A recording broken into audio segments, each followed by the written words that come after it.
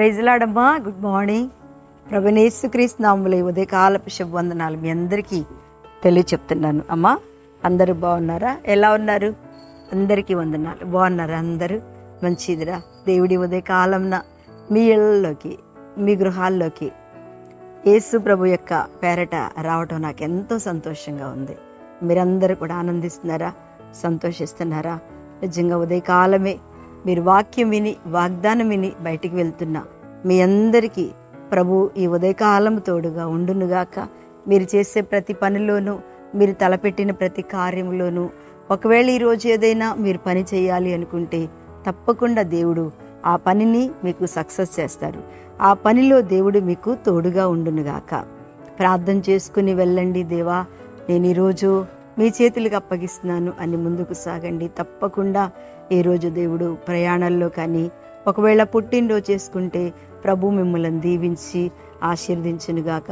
ఒకవేళ marriage day కనుక మీరు ఒకవేళ చేసుకుంటున్నట్టయితే, జ్ఞాపకం చేసుకున్నట్టయితే తప్పకుండా దేవుడు మీ దాంపత్య జీవితమును ప్రభు ఆశీర్వదించి ఇంకా మంచి దేవుని యొక్క బిడ్డలుగా ముద్రించబడి మీ కుటుంబము దేవుల్లో వర్ధిల్లునుగాక అని దీవిస్తూ ఉన్నాము. అట్లా ఈరోజు దేవుని వాగ్దానం కొరకు ఎవరైనా బాధలో ఉంటే, వారికి నెమ్మది, అనారోగ్యంగా ఎవరైనా ఉంటే తప్పకుండా ఈ వాక్యంలో మీరు ఏకీభవించండి. తప్పకుండా ప్రభువైన యేసు మిమ్మల్ని స్వస్థపరుస్తాడు. ఆమేన్. హల్లెలూయా. మంచిది. ఈరోజు దేవుని యొక్క వాగ్దానం మత్తయి సువార్త 3వ అధ్యాయము 16వ వచనాన్ని చదువుతున్నాను. యేసు బాప్తిసం పొందిన వెంటనే నీళ్లలో నుండి ఒడ్డునకు వచ్చెను. ఇదిగో ఆకాశము తెరవబడెను. దేవుని ఆత్మ పావురం వలె దిగి తన మీదికి వచ్చుట చూచెను. మరియు ఇదిగో ఈయనే నా ప్రియ కుమారుడు, ఈయన యందు నేను ఆనందించుచున్నానని ఒక శబ్దము ఆకాశము నుండి వచ్చెను. దేవుడి రోజు మనకి చక్కటి సాక్ష్యంతో కూడిన వాగ్దానం కదా. ఒక సాక్ష్యం, ఒక మనిషి గురించి, ఒక దేవుల్లో నిలిచిన ఒక వ్యక్తి గురించి చక్కటి సాక్ష్యాన్ని చెప్తున్నాడు. యేసు ప్రభు అంట నీళ్ళల్లోనికి దిగి బాప్తిసం తీసుకుని బయటికి వచ్చేసరికి చూడండి, చాలా మందిమి మేము కూడా ఎన్నోసార్లు అనుభవించాము. ఏంటంటే బాప్తిసాలు ఇచ్చేటప్పుడు బాప్తిసము తొట్టిలో కానీ, బాప్తిసపు నదిలో కానీ వెళ్ళినప్పుడు వారు బయటకు వచ్చేటప్పుడు చక్కటి పరిశుద్ధాత్మతో నిండుకొని వారి ముఖ రూపము, వారి కవలికలు అన్నీ కూడా మారిపోయి బయటకు వస్తున్నట్టుగా మేము చూస్తూ ఉంటాం. అందుకని దేవుడు కూడా ఇక్కడ ఆయన బాప్తిసం తీసుకుని నీళ్లలో నుంచి ఒడ్డుకొచ్చేసరికంట ఒక ఆకాశము తెరబడి ఏమొచ్చిందంట, ఆ దేవుని ఆత్మ పావురములే దిగి తన మీదకి వచ్చి చూసిన తర్వాత మంచి సాక్ష్యం వింటున్నా. మరియు ఇదిగో ఈయనే నా ప్రియ కుమారుడు, ఈయన యందు నేను ఆనందించుచున్నాను కదా. ఎంత చక్కటి సాక్ష్యం.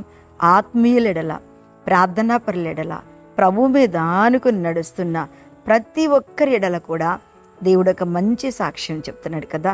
ఇదిగో ఈయనే నా ప్రియ కుమారుడు. నీ గురించి, నా గురించి, మనందరి గురించి దేవుడు ఈరోజు చక్కటి సాక్ష్యం చెప్తున్నాడు కదా.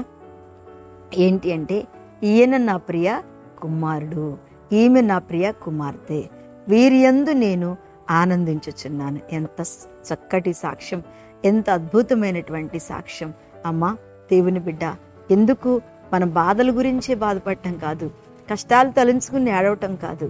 ఎప్పుడు కూడా అయ్యో నాకు ఈ రోగం, అయ్యో నాకు ఈ మేలు జరిగితే బాగుండు, అయ్యో నేను దీనికోసం కాదు. కానీ దేవుని ఆత్మ నీ మీద ఉంది.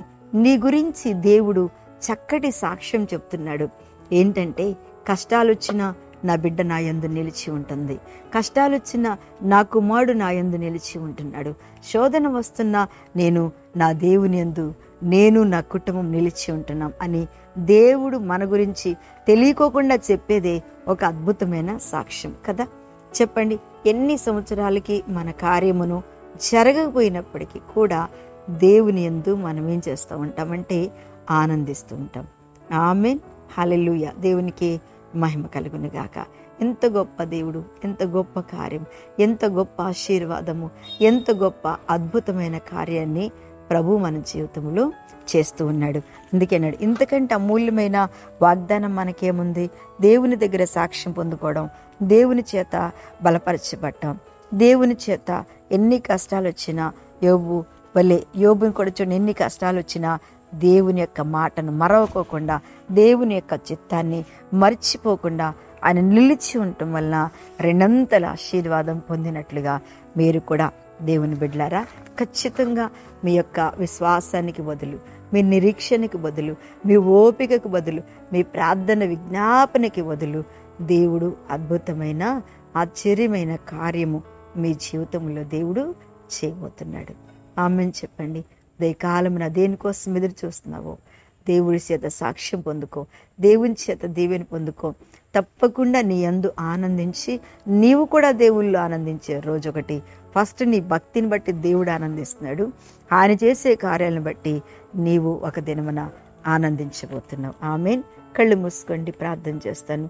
మహాపరిశుద్ధుడా, మహిమ కలిగిన తండ్రి, స్తోత్రం. ఈ దినము మా జీవితంలో మీరు చేసిన ఈ వాగ్దానాన్ని బట్టి స్తోత్రం అయ్యా.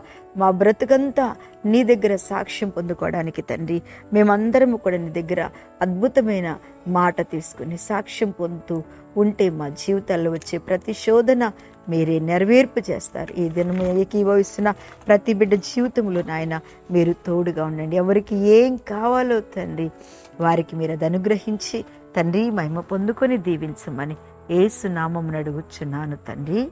ఆమెన్. ప్రైజ్ లార్డ్ అమ్మా. దేవుడు మిమ్మల్ని దీవించును గాక. ఆమెన్.